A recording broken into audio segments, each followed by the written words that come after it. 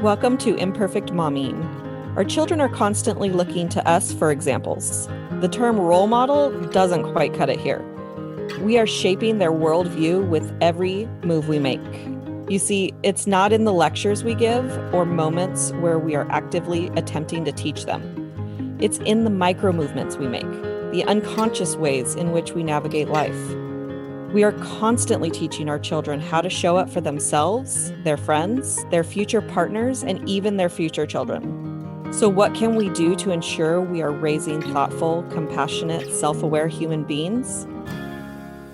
We have to become them ourselves.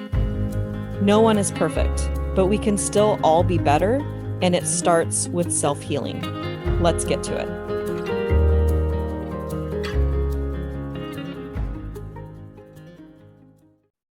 Good morning, and welcome to Mom Happy Hour. And if you're listening on the Imperfect Momming podcast, welcome to you too.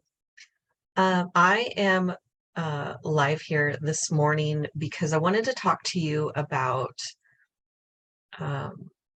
something I just wrote a blog about, which you can find on alicialyons.com.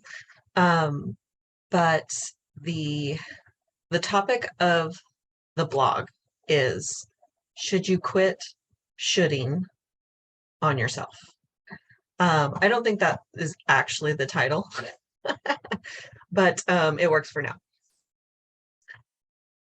I'm not going to recap the blog because you can read it on the website. But basically, it comes from some advice that I got from the last podcast guest, which is Dr. Jane. And she said that we should eliminate the word should from our life. And she walked me through this process that I thought was just phenomenal. And if you want to hear the process or see it or watch the episode, listen to the episode, it's last week's episode on the podcast. But she walked me through these words, using the words should, right? So I should do the laundry is the example that I gave when she asked me to should on myself. And she said, now switch it to it would be a good idea if. And I did this on my mother-in-law yesterday. And she said she should quit smoking. And Xander was sitting there. And I asked her, just like in the podcast, I was asked, where does that show up in your body? And Xander, in his wisdom, said, in her lungs. And we all had a beautiful laugh. So there's my Xandersation for the day. If you're not familiar with Xandersations, we have hashtag Xandersations on Facebook. So I post those whenever he says something super funny. So that was his Xandersation for yesterday. Anyway, well, we were, he's not always so funny. Sometimes he gets into a bad mood and he gets very hard down on himself and very hard on himself. And I'm sure that you can relate personally. And if you can't relate personally, you probably know someone who does, who just goes so hard on themselves about every little thing. Well, Xander's thing is that he wants to be perfect. Okay, so he ironically, I'm the imperfect mommy. So somewhere Xander got the idea that not that he needs to be perfect, but that he should be perfect. It's funny how that all ties in together. He thinks that he should be perfect. So we were playing, I believe the game is called badminton. I think we also played wiffle ball. But we've started doing these fun family activities together. And I will tell you that there was a piece of me that loves the idea of doing family things together. And there was a piece of me that's like, I just want to do my thing. When I have free time, I want to do what I want to do. I don't want to do, I don't want to play badminton. But I agreed because of the piece that wants to do the family stuff together. And I'm so glad I did, because it wasn't 100% like the best experience ever, but it turned into it. Like I thanked my boyfriend for A, buying the badminton set, and B, suggesting that we do it. But Xander's not always very hand-eye coordination. It doesn't have very good hand-eye coordination. He's never really been into sports. He kind of got into basketball last year, but it just, he doesn't have a command of his body yet, which is the purpose of sports. And I didn't understand that. And it doesn't matter. But he would swing the racket and he would miss the birdie. And then he would swing the racket and he would miss the birdie. And he started to really get frustrated. And I could tell he's holding back tears because he just wants to, he expects himself to be amazing at everything that he does the very first time that he does it, which is just so unrealistic. But he still expects it. And so he started saying, I suck at this and I can't do it, and on and on. And, I was encouraging him to change his words, because your words matter. One of the very first blogs that I wrote was, do your words matter? And the answer is yes. So I noticed it when he was probably 6 years old, maybe. We had just moved into the house that we're in now, which, so maybe he was 7. We've been here for 4 years. He's about to turn 11. So he was about 7 years old, and I was throwing a ball at him and he couldn't catch the ball. And he didn't catch it and didn't catch it and didn't catch it. And he started saying, I can't catch the ball. And I was like, quit telling yourself you can't catch the ball. Start telling yourself you can catch the ball. And he was more obedient then and started saying, I can catch the ball. And I kid you not, he caught the next 10 balls in a row. Like, it was so fascinating to me. I knew this idea of words matter, but I had never seen it in practice immediately like that. It was so fascinating. So he's playing badminton with us and he's missing the birdie. He's missing the birdie.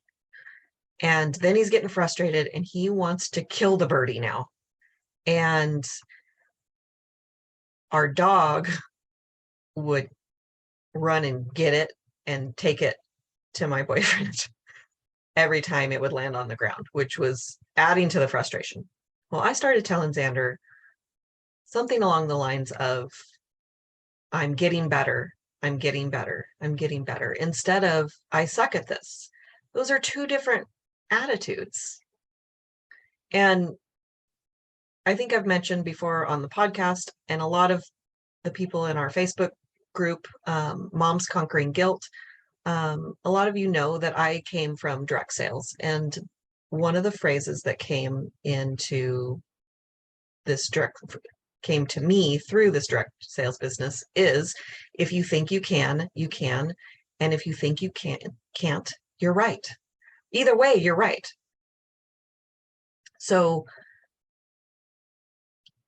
he didn't want to change his language. He was still very frustrated. We asked him if he wanted to take a break and he didn't. He wanted to power through.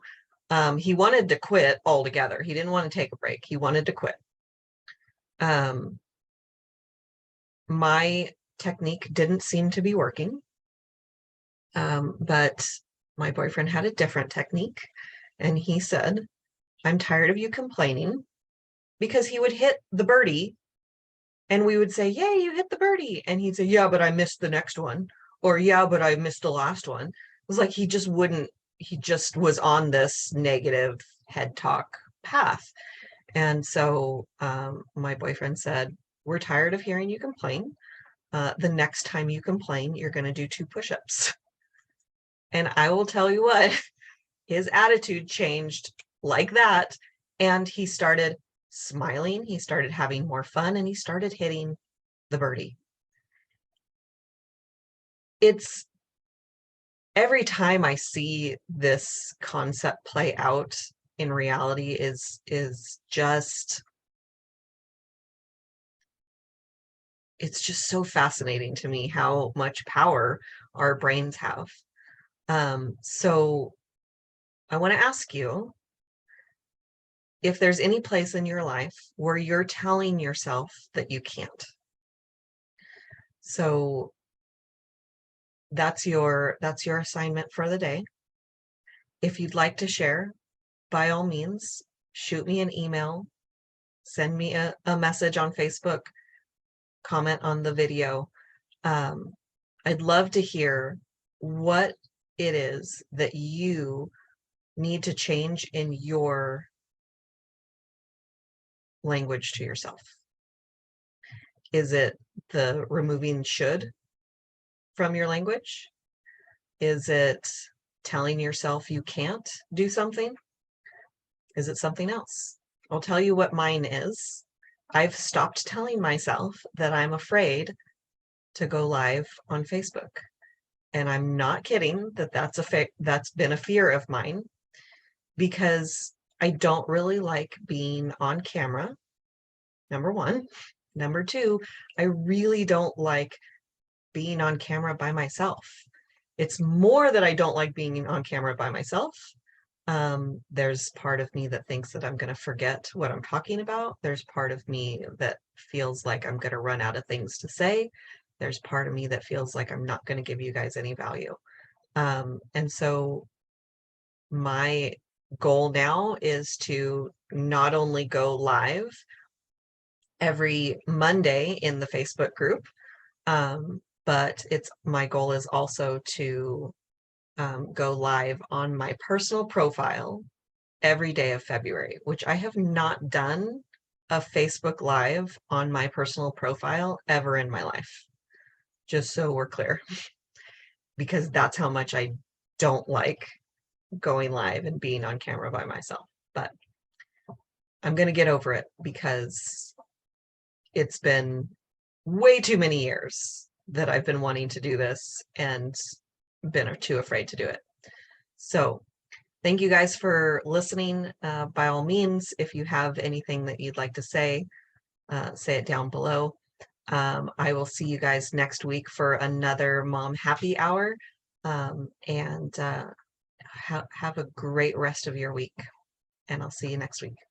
Bye, guys. Thank you for tuning in to Imperfect Momming. It's time for us to step up and realize that our power is not in trying to shape our children. Our power lies in shaping ourselves into the people we want our children to model themselves after. Don't just do it for your kids. Do it for yourself. When you become a more self-aware, compassionate, and confident person, you and everyone around you benefit. For more information about me and my work, visit AlysiaLyons.com. That's AlysiaLyons.com. See you next time.